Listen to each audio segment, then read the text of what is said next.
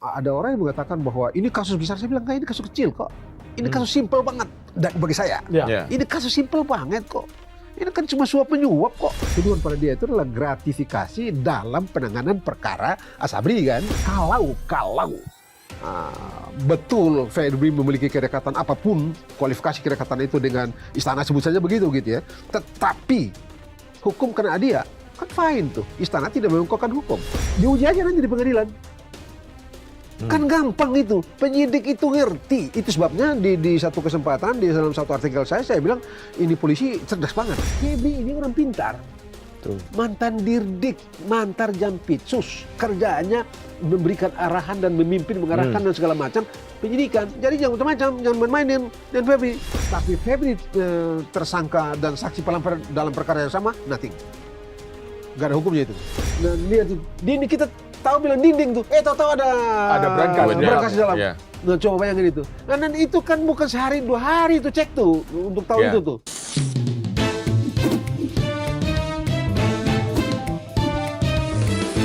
To the point aja. Seperti novel, intrik politik tak kunjung tamat. Sang mantan jampitsus kini terjerat di ujung karat. Istana membantah ada hubungan meski rumor makin menyengat. Kita uji siapa yang sebenarnya sedang bermain silat. To the point aja kita akan bertanya kepada pakar hukum tata negara, Margarito Kamis. Bang Margarito, terima kasih. Makasih banyak. Makasih. Bang, kalau melihat kasus Febri Adriansah, kalau dalam pandangan Abang, apakah ini kemenangan supremasi hukum atau justru membuka babak baru pertarungan antar institusi penegak hukum? Begini, kalau saya gitu ya, saya rasa Anda juga tahu siapa Febri gitu ya. Febri sebelum jadi jampitsus kan dia jaksa tinggi ya, Kejati DKI gitu ya. Sebelum Kejati dia adalah direktur penyidikan di Kejaksaan Agung gitu kan. Apa yang mau saya bilang dari kenyataan itu? Ini orang pintar. Pintar dari segi hukum. Tuh. Pintar dari segi teknis penyidikan. 2. Yang ketiga, dengan semua yang ada pada beliau jangan lupa kan, beliau itu kalau tidak salah ketua harian atau apapun yang jadi di situ gitu ya, dalam Satuan Tugas Penertiban Kawasan Hutan PKH. Yang PKH gitu ya, yang sudah menghasilkan banyak sekali ratusan triliun. Ratusan triliun dan jutaan hektar tanah yang sudah diambil dan dihasilkan oleh Febri gitu ya, Pak Febri ini diberikan kepada negara. Anda bisa bayangkan, yang tanah-tanah dan segala macam yang diambil itu kan bukan orang-orang seperti kita ini, seperti Anda dan saya, begitu orang-orang kecil pinggir jalan, ini jagoan semua. Yang penguasaan tanahnya diambil oleh dalam tanda petik oleh PKH, dipimpin oleh Pak Febri. Yang saya bilang, ini bukan orang sembarangan. Siapa yang berani sentuh dia? Gitu ya, siapa yang berani disentuh dia gitu. Nah, tentu saja mesti ada kekuatan dan keberanian yang luar biasa, dan kekuatan dan atau keberanian itu dalam tanda petik polisi memiliki itu. Tentu dong. Jadi sampai di titik itu oke. Bagi saya oke. Karena ini orang, kalaupun kita rumor dan segala macam entah benar entah tidak, tapi orang mengatakan ini orang luar biasa bla bla bla bla dan segala macam itu tadi, siapa yang bisa tentu? Tapi dia kan ada paling tidak sebegini jauh dia dicurigai melakukan tindak pidana. Betul. Gitu. Siapa bisa tentu dia? Mesti ada yang punya kekuatan dalam tanda petik setara lah begitu ya, yang bisa sentuh dia. Tapi apakah itu menunjukkan bahwa ada rivalitas seperti yang diidentifikasi oleh banyak orang antara sebut saja kejaksaan atau tidak-tidaknya Febri atau setidak-tidaknya Jaksa Agung Muda bidang pidana khusus dengan institusi lain? Saya tidak berani bilang. Tapi yang saya bisa bilang adalah secara hukum ada fakta. Lalu fakta itu dikualifikasi sebagai fakta melawan hukum, lalu diambil oleh aparat penegak hukum. Ya, dalam hal ini penyidik-penyidik dari Kortas Tipikor. Pada titik itu saya bilang yang bekerja sekarang adalah hukum, bukan politik. Betul. Begitu itu. Sehingga saya mengesampingkan pertarungan antar institusi atau apapun yang jenis itu yang disebut oleh orang itu. Saya lebih melihat ini bahwa sebagai konsekuensi dari Anda bilang tadi, supremasi negara hukum, sebagai konsekuensi dari penegakan hukum. Ini law enforcement yang biasa saja. Karena itu ada orang yang mengatakan bahwa ini kasus besar. Saya bilang, enggak, ini kasus kecil kok. Ini kasus simpel banget bagi saya. Ya. Ini kasus simpel banget kok. Ini kan cuma suap menyuap kok. Setidak-tidaknya yang disebut oleh para penyidik Kortas, Tipikor itu kan ini ada kaitannya dengan tuduhan pada dia itu adalah gratifikasi dalam penanganan perkara Asabri kan. Ada Asabri, kemudian ada tapi Batubara. untuk sementara ini salah satu adalah yang dia diperiksa kemarin itu kan dia di dalam Asabri gitu ya. Bahwa dia dikaitkan juga dengan gratifikasi dalam penanganan perkara Batubara dan Krakatau Steel gitu ya. Itu satu hal lagi gitu ya. Setidaknya yang sudah diperiksa kemarin itu adalah dia diperiksa dalam sangkaan melakukan tindak pidana korupsi gratifikasi dalam penanganan perkara Asabri gitu ya. Bagi saya oke. Ada fakta, dia diperiksa dan itu sebabnya bukti juga ada. Ini kasus kecil banget. Cuma mungkin resonansi politiknya menjadi besar karena seorang Febri dengan semua yang dia miliki itu tadi. Begitu ya. Anda jangan lupa selama dia jadi Jaksa Agung udah bidang pidana khusus, ada begitu banyak kasus yang dalam tanda petik seperti tidak tersentuh. Gampang aja dibikin tuh. Kasus-kasus besar yang lainnya gitu ya. Kan di tangan dia semua itu, di masa dia semua itu yang terkapar orang-orang itu. Habis semua tuh. Begitu. Jadi menurut saya sebaiknya mari kita melihat ini sebagai satu masalah hukum, bukan masalah politik. Tapi kalaupun orang mengatakan ini ada masalah politik, bagi saya itu normal saja. Tapi untuk mengidentifikasi bahwa ini ada rivalitas antara Kejaksaan Agung misalnya dengan kepolisian, bagi saya saya tidak memiliki kemampuan untuk mengidentifikasi itu.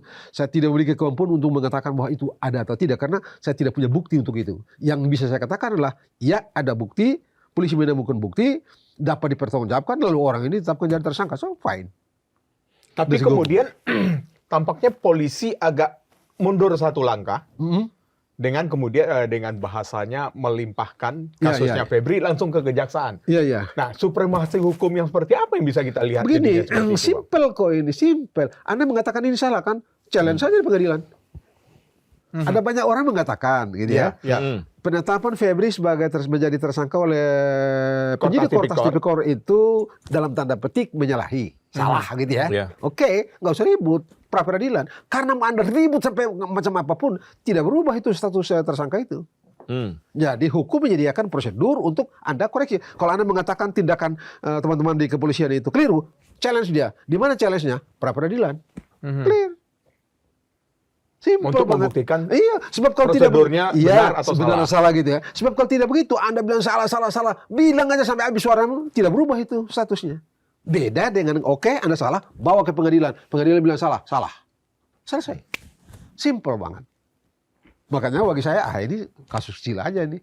Dari segi teknis gitu ya, dari segi hukumnya gitu ya. Cuman kalau orang membawanya dan menaruhnya itu di medan politik, itu urusan orang gitu. Saya tidak mau masuk di politik karena agak susah saya membuktikannya itu. Karena sebagai seorang hukum, Anda mesti by fact and by law, bukan by speculation.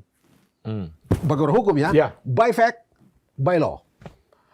Artinya sekarang ini yang berkembang, apalagi kemudian disebut Febri ini dekat dengan istana, dekat dengan istana, banyak kasus-kasus yang ditanganinya itu lebih besar unsur politiknya. Itu pasti politik lah. Ketimbang itu bukan urusan hukum tuh, itu urusan sebelumnya politik.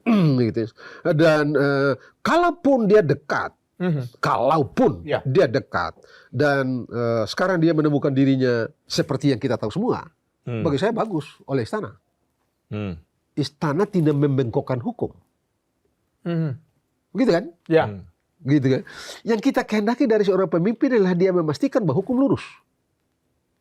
Tidak bengkok. Kita tidak usah terlalu tidak gitu ya. Ya itu kan yang dicontohkan misalnya oleh Khalifah Umar bin Abdul Aziz. Begitu ya dalam peradilan Islam gitu. Pesannya lurus ya lurus, bengkok ya bengkok. Dan tugas seorang pemimpin adalah pastikan hukum tidak dibengkokkan untuk kepentingan macam-macam. Itu tugas seorang pemimpin. Jadi kalau betul Febri memiliki kedekatan apapun, kualifikasi kedekatan itu dengan istana sebut saja begitu gitu ya. Tetapi hukum kena dia, kan fine tuh. Istana tidak membengkokkan hukum. Bagus kok itu. Kalau betul. gitu. Karena begitulah tugas orang pemimpin. Dan istana juga sudah membantah ada kedekatan itu. Presiden itu disebut dia eksekutif karena kerjanya melaksanakan hukum. Itu presiden. Ya. Disebut dia eksekutif karena kerjanya melaksanakan hukum. Apa sisi pelaksanaannya? Kasih lurus, jangan bengkok. Begitu itu. Dan menurut saya bagus lah ini. Kan Pak Presiden itu kalau tidak salah kan berkali-kali mengatakan bahwa jangan gunakan hukum untuk memukul lawan. Ya. Begitu ya. Ya. Jangan membengkokkan hukum untuk hal-hal lain gitu. Berkali-kali kan dalam pidato beliau begitu kan. Dan baguslah dengan pidato itu dan dia buktikan dalam kenyataan bahwa dia tidak membengkok-bengkokkan hukum.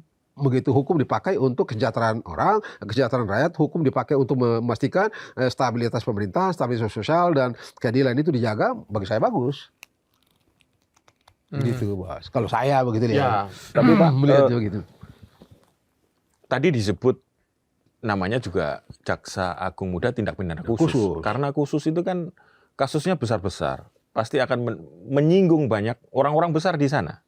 Iya. Itu artinya publik itu berharap ya jangan sampai orang-orang besar ini berkelompok menghabisi dia gitu. Satu itu atau bisa juga akan tadi membelokkan hukum agar kasus itu tetap tertutup gitu. Nah, gitu. Gimana, Pak? Tapi boleh saja orang berpikir begitu ya. Bagi saya boleh saja berpikir begitu. Tapi secara hukum sangkaan itu beralasan atau tidak? Sangkaan kepada Febri ya. Beralasan atau tidak? Untuk mengatakan dia beralasan atau tidak, ada bukti atau tidak? Begitu itu. Ya. Sepanjang itu ada bukti, mau ada motivasi politik atau apapun di belakangnya, motivasi politik dan segala macam itu tidak berarti apa-apa. Selama tidak ada bukti. Selama tidak ada bukti. Tapi kalau ada bukti, kalau tidak ada bukti, kalau ada bukti gitu ya, si Febri sebutnya gitu, disangka seperti sekarang ini. Ada nggak buktinya? Kalau buktinya ada, mau bilang apa? Yang salah itu kalau Anda menuduh dia macam-macam, lalu nggak ada bukti. Buktinya Anda ngarang-ngarang. Buktinya Anda ada-adain. Itu yang ngaco. Tapi kemudian kan ada perubahan bahwa ada tersangka lain yang bernama Don Rito yang mengakui barang bukti yang ditemukan oleh Kortas Tipikor itu adalah milik dia. Oke, gitu. Itu gimana, Pak? Diuji aja nanti di pengadilan. Kan gampang itu. Penyidik itu ngerti. Itu sebabnya di satu kesempatan, di dalam satu artikel saya bilang, ini polisi cerdas banget. Ya. Di dalam satu artikel saya bilang, ini polisi cerdas banget gitu ya. Kan ini gampang. Kalau Anda mengerti teknik penyidikan, Anda akan tahu ini. Ini Don Rito gitu, sebut saja begitu gitu ya. Menyewa rumah dia, duitnya begitu banyak, masuk gitu bukan segala macam. Seorang penyidik akan mencurigai, siapa sih orang ini? Bagaimana sih profil orang ini? Bla bla bla bla bla bla bla bla dan segala macam gitu. Akan ketahuan nanti. Artinya ini adu cerdas. Ya, adu cerdas. Saya bilang adu cerdas. Antara penyidik Tipikor dan penyidik Kortas Tipikor dengan hari-hari ini ya penyidik kejaksaan. Sebab bagaimanapun kasus ini dimulai oleh penyidik Tas Tipikor. Jadi mereka juga sudah mereka sudah periksa 15 orang kalau tidak salah begitu ya. Lalu mereka sudah menemukan begitu banyak barang bukti, ada uang dan ada batangan logam mulia begitu ya. 74-an kalau tidak salah begitu ya. Jadi kan mereka udah tahu nih. Nah, baru mereka bilang ini, lu bikin deh. Gua tahu nih, gua sudah nanya orang di sini nih. Pur mau kemana nih? Kanan. Saya tahu ini bagi saya ini mesti ke kanan terus. Di sini dia berhenti nih. Dia kemana nih? Oh dia ke kiri. Loh Pur, lo kok ke kanan? Berdasarkan data gua begini lo ke kiri. Kira-kira gitu loh. Tapi apapun itu gitu ya, kita harus beranggapan. Saya beranggapan bahwa teman-teman yang sekarang menyidik perkara ini adalah orang-orang hebat. Pasti mereka dipilih untuk menjadi penyidik dalam perkara ini karena mereka punya branch yang bagus, technical branch-nya hebat dan legal branch-nya, legal science-nya mereka juga memiliki itu dan karena itu mereka dipilih untuk menangani Febri gitu ya. Nah, saya rasa memang ini pilihan yang bagus karena yang dihadapi Febri. Febri ini orang pintar. Tuh. Mantan Dirdik, mantan Jampitsus. Kerjaannya memberikan arahan dan memimpin, mengarahkan dan segala macam penyidikan. Jadi jangan macam-macam, jangan main-mainin dan Febri.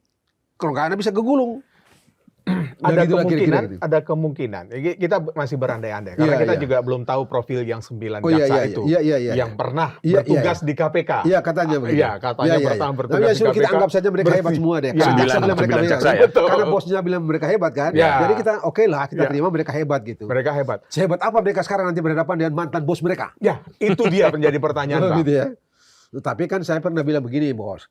Di kampung saya, di Tidore, di tetangga kampung saya itu, di Tidore itu ada orang tua dulu. Mereka bilang, kalau Anda lihat itu benar, bilanglah benar. Kalau Anda lihat itu barang salah, bilang salah. Di Tidore dulu. Ya. Nohoda banari, waje banari. Nohoda loa, waje loa.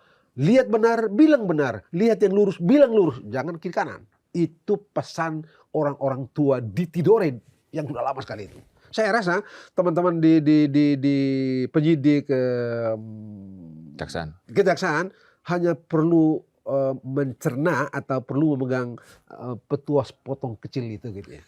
Oke. Karena cuma itu gitu. Ya. Begitu itu. Ya, dan itu menentukan mereka. Saya kira mereka tidak akan menemukan kesempatan itu untuk dua kalinya. Jadi ini harus dilihat sebagai sebuah golden moment bagi mereka gitu ya. Jadi stepping yang akan bisa lompat bisa tinggi. Mereka sukses, sejarah akan menulis mereka sebagai orang yang pernah menceritakan sesuatu yang hebat. Ini anak-anak yang 9 orang sekarang ini. Saya rasa anak-anak ini mesti pastikan bahwa mereka sekarang ada di mata jutaan orang dan bagaimana dan yang apa mereka lakukan sebenarnya mereka sedang menulis siapa mereka dalam sejarah hukum, dalam sejarah penegakan hukum. Ya. Mudah-mudahan mereka memahami ini.